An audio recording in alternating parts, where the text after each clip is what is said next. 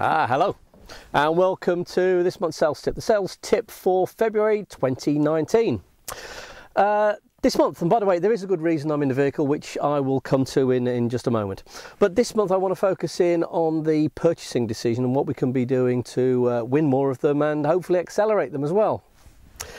And it's all to do with a thought about balance and weights that we can put on each side of the balance. So on this side, first of all, I want you to think about weights that we call value. And on this side, weights that we call cost. And the challenge we've got in sales is to get this balance tipping up that way. So we've got customers who say, that's a pretty good deal. I like the sound of that because I can see that the value outweighs the cost. And we do have that phrase quite literally, don't we? Now that's the point in time when a purchasing decision happens. So logically, the challenge we've got is to either increase the weights on that side, which are the weights that say value, or reduce the weights on this side that we call cost. Now, consultative selling is all about increasing the amount of value, or should I say more correctly, perceived value. And there is a second thing that we can do as well, which is to do with this side, which isn't about reducing cost and reducing price, but about reducing perceptions of price. Because if people perceive there are less weights on this side, that's what helps to tip the balance up that way in our favour. So they go, that's a good deal. I like the sound of that. I can see how the value outweighs the cost. Which brings me onto this wonderful thing, my car. Now, this car's coming up to replacement time at the end of June this year. Now, I've got two choices. One is I can purchase another car. Now, that investment's going to cost me around about £25,000. And that, in all honesty, that feels a bit painful. The other option I've got is to do what I did with this vehicle, which is to lease. This is a 2-year leased vehicle. So you have one payment up front and then you've got monthly payments. And those monthly payments for a new vehicle are going to be around £240. Now, you haven't got to be a rocket scientist to actually begin to work out that £240 a month actually feels a lot more comfortable to me than £25,000. A lot more comfortable. And by the way, calculating that 2-year period, a bit of a payment up front, £240 a month, the total payments over 2 years would actually equate to less than a brand new £25,000 car would devalue in that time, bearing in mind the amount of miles that I expect to be driving. So not only does that number sound a lot smaller than that upfront £25,000 for a brand new vehicle, it reduces risk as well because it's a good deal. And at the end of the 2 years, I just give the car away. It goes. I haven't got any worry. Wonderful. Now, this is the broad principle of the thing.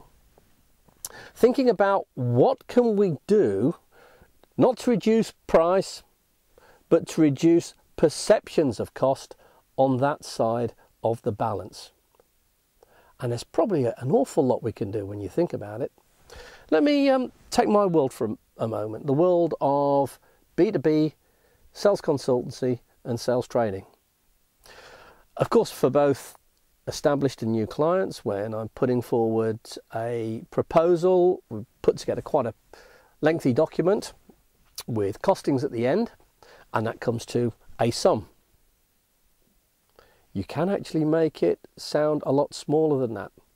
So I tend to do things like calculate how much on average each salesperson who's going to be attending actually sells in terms of the average value per unit, what margin the company is working at on average, so that I can understand how much profit per sale each salesperson is achieving, because that then enables me to say something at the end like, this equates to each salesperson attending this development event selling on average an extra 0.2 units.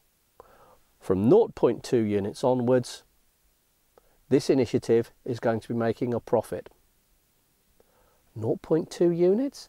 That's nothing. It's a proverbial no-brainer. Why wouldn't you go ahead? If they don't sell more than 0.2 units extra, there is a significant problem. And that's not going to happen. So that makes it very easy to say, okay, hang on, this is justifiable. I can see the value, but now I can see the actual cost on that side. My perceptions of it have gone down significantly. There's a lot less weights there. The balance tips up, and that moves us towards a purchasing decision faster and hopefully more often. And it's not just about money that you can help your clients create. If you're in a sort of business where you are taking away a risk, you're stopping a danger happening, you are stopping an unnecessary and unwanted outgoing from the business, insurance being the classic example, I guess, and you can say, okay, what we're doing is here, for each £1 investing, we're potentially preventing this much cost going out of the business. Again, you are developing a robust, cost-effective argument that's ensuring that the perceived cost of the solution is small, and the balance goes like that. So the sales tip for this month, as ever, it's been inspired by something. My trusty vehicle, which will be moving on at the end of June, has inspired this month because it's made me think how easy it is moving to a purchasing decision thinking about £240 a month rather than having to find £25,000 from somewhere. It's making the decision pretty easy for me, I have to say. But for this month, it's the principle of this that I want to focus on. Remember that balance. Weights on one side that say cost. Weights on this side rather. Weights on this side that say value. Consultative selling, yes, it's all about ensuring that people understand value, so you're putting weights on this side. Don't neglect, though, the opportunity to also do something to reduce people's perceptions about the size and number of weights on this side. Because the more that you can do, literally I guess, to tip the balance in your favour, the more sales you'll win, and the faster you're likely to win them also. Hope all that makes sense. And as ever, look forward to seeing you next month.